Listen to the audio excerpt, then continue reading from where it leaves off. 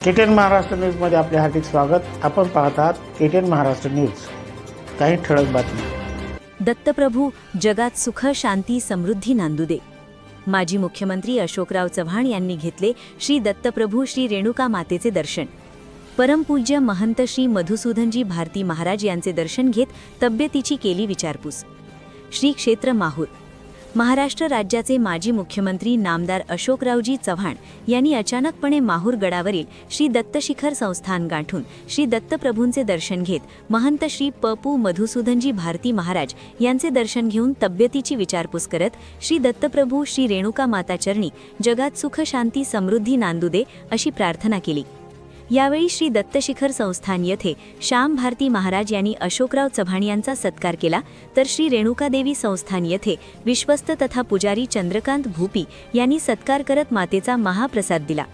यावेळी श्री दत्तशिखर संस्थानसह रेणुका माता संस्थानवर सुरू असलेल्या विकास कामांचा त्यांनी सार्वजनिक बांधकाम विभागाचे कार्यकारी अभियंता विशाल चोपडे, उपविभागीय अभियंता DK भिसे यांच्याकडून आढावा घेतला।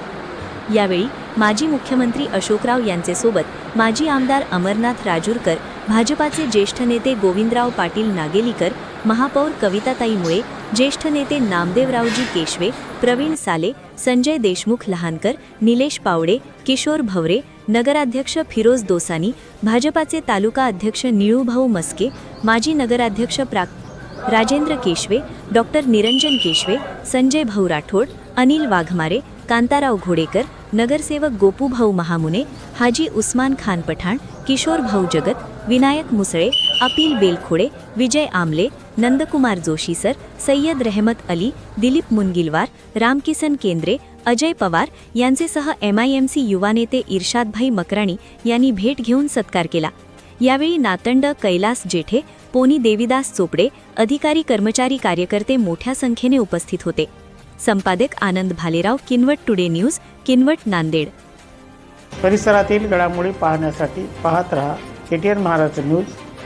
चॅनल सबस्क्राइब करा, लाईक करा व पुढील ग्रुपवर शेअर करा।